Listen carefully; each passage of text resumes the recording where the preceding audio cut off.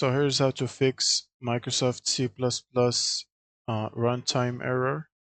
First, you'll need to open the browser and look for Microsoft Visual C++ Redistributables, latest version, and then click on the first link and you should be taken to this page, the official Microsoft website.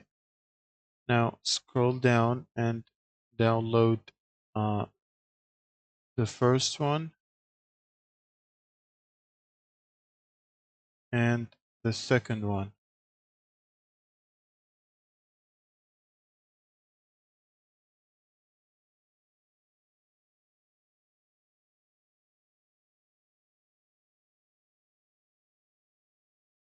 Now once the download is completed, you can simply drag them to the desktop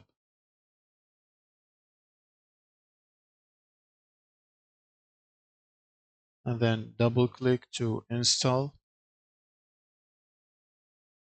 Click I agree and then click install and then confirm. Wait for it to install the first one.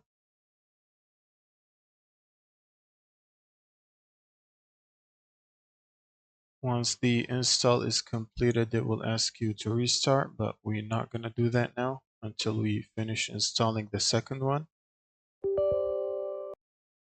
Double click again to install it, then wait for it to install. Now, once it's completed, you can click on restart and then it should fix the problem. And that's it. Thank you guys for watching and subscribe.